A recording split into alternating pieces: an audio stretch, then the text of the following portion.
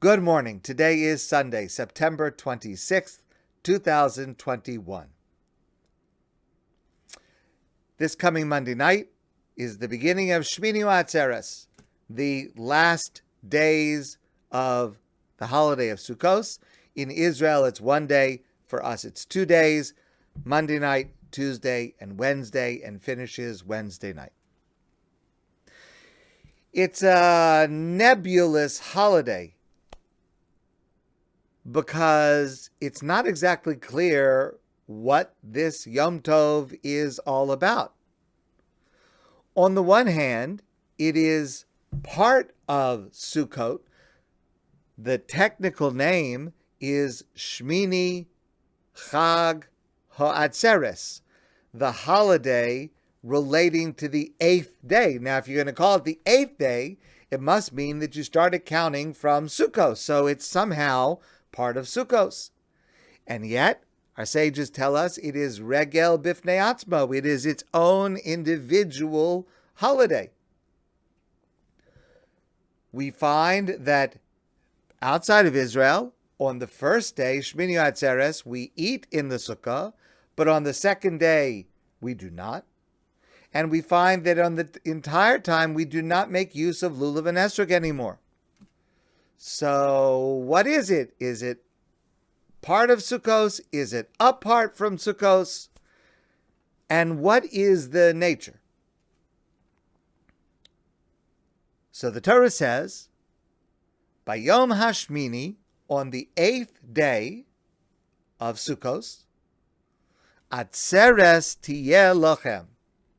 Now the word Atzeres literally means stopping or remaining.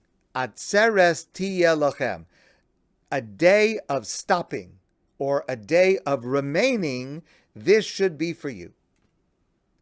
And Rashi provides the famous explanation of what the nature of this day is. Rashi says, after we've come to the conclusion of all the high holidays, after Rosh Hashanah and Yom Kippur and Sukkos, Amar HaKadosh Baruch Hu, it is as if God says, his akfuli ma'at mode, stay with me, Jewish people, just a little bit longer. V'lashon chiba hu zeh. And Rashi explains that this terminology is a term of endearment. Kabanim haniftarim me'aviyam. It's like when children come to visit their parents, and then it's time for the children to leave. V'hu amar lahem. And the parent says to the children, Kasha alai pridaschem. It's hard for me to have you leave. Ikfuli od yom echad. Stay with me just one more day. It's hard for me to say goodbye to you. We've been together, Rosh Hashanah, Yom Kippur, Sukkot. It's hard for me to separate from you. Stay with me just one more day. And that is the day of staying, the day of remaining, the day of stopping, which comes at the 8th day of Sukkot. That's the holiday of Shmini Atzeres. Rav Yitzchak Mirsky asks the following question. What will it help to stay one more day? Because the longer we stay, the harder is the parting. My children are visiting.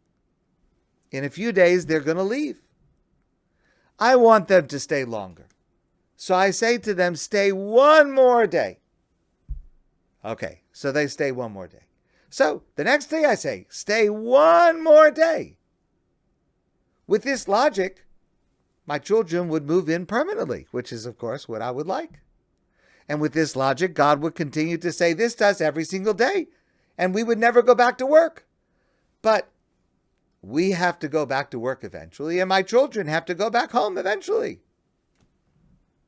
So how does this make sense for God to say, just one more day, and then I'm going to be satisfied, then you can go home? How does that work?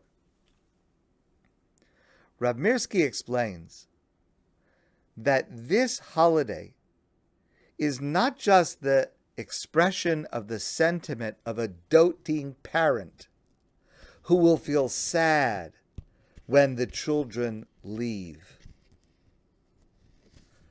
Rab Mirsky explains that we are translating this word, atzeres, with a slight lack of precision. Excuse me. With a slight lack of precision. Since Rosh Chodesh Elul, about 7 weeks ago, we have been ramping up gradually the sense of joy that comes along with the sense of intimacy with God. It's been the entire goal this entire season, as we have discussed several times, leading up to Shmini Ha'atzeres and Simchas Torah, the celebration of the Torah. And all along that journey, we have had tools to help us. First with the shofar, and then with fasting, and then with the sukkah and the lulav and esrog. God, through this process, watches us with pride,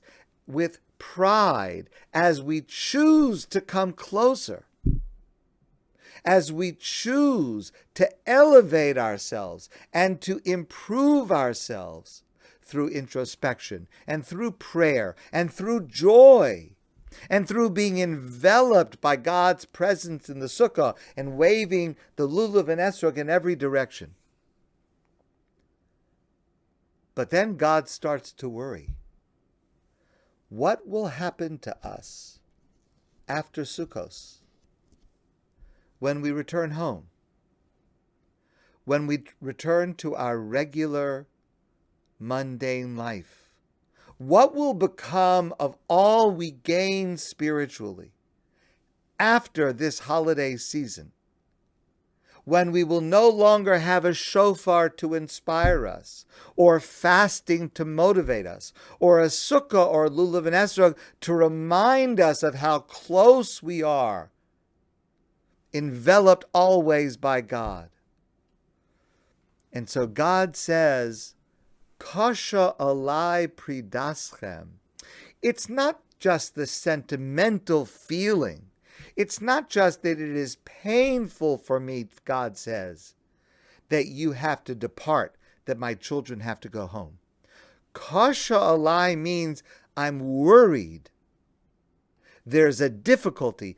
I am worried about when you will leave me. I am worried, God says, about us. How you will take this spiritual high with you into the rest of your year, so that it remains, so that it does not dissipate. I'm worried about that, God says. I must confess to you, I am also a bit worried about us right now. Because when this holiday ends, it means that we are gradually going into winter. And COVID is still here. Now, with God's help, we will follow the precautions and we will emerge from this very, very soon, and it will be history. But until then, I worry about our morale going into a second winter with COVID. I worry about our cohesion. I worry about keeping up our energy to help each other, to inspire each other.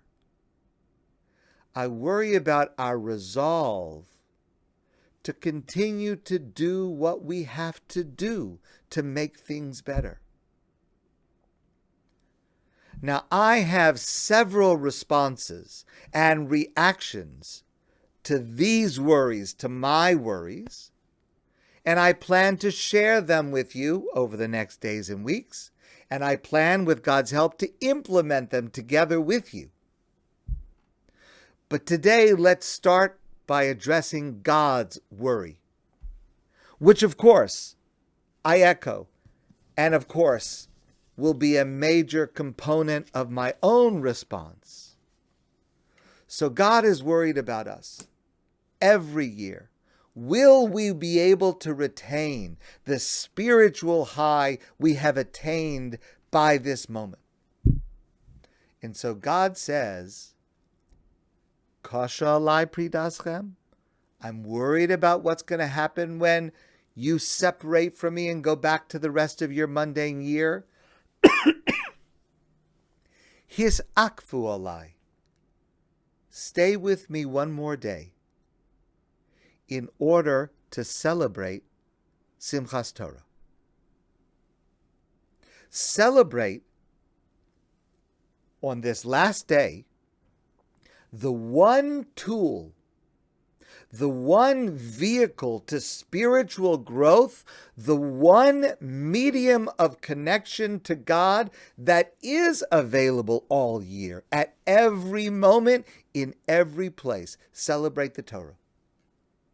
Celebrate learning Torah, celebrate observing Torah, celebrate feeling the pride and confidence that Torah is our source of identity and our source of values and our source of character and our connection to God who wrote it and gives it to us, and our connection to each other as we study Torah, as we discuss it. Simchas Torah is the last day of the high holiday season, so we can take all we have learned and experienced and grown over the last 7 weeks and retain it, take it with us throughout the year and not lose it. That is the purpose and goal of Simchas Torah, which we celebrate on this last Yom Tov of Shmini Ha'atzeres. Simchas Torah at Adath this year, similar to last year, will be different than it traditionally is. Our plan again on Tuesday night and Wednesday, will be to gather in a large circle. We will not be dancing. We will not have loud singing, but we will focus on what is at the center of that circle, the Torah scrolls. We'll focus on what is the center of our own lives, the Torah scrolls. And we will sing those verses and prayers that express the centrality of Torah in our lives, starting with the famous verse, Atah hareisa ladas, you, God, showed us to be able to know, Ki Hashem hu alakim, that God is our God, ein od milvado, there is no God besides God. You showed us. You demonstrated us. We studied Torah last year. We have come to realize the truth of God. And that's the goal of all Torah study and practice, to bring us to this understanding, ein od milvado.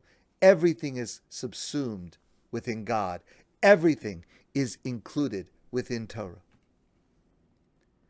And hopefully, we will engrave that moment on our hearts and fix that scene in our mind.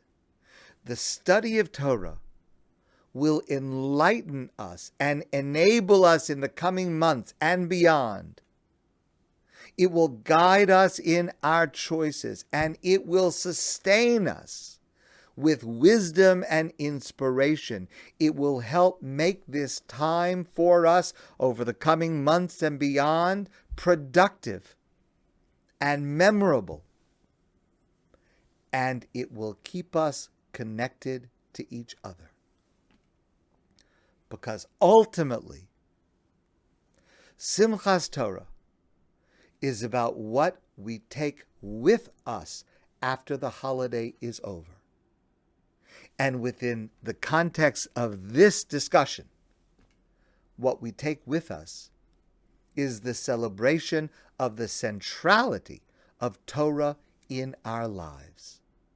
This is how, by studying Torah, hopefully together, this is how we will not only survive the winter, but flourish and emerge from it stronger, better, closer than ever. My friends, I want to wish you a great day, and I look forward to seeing all of you soon in person.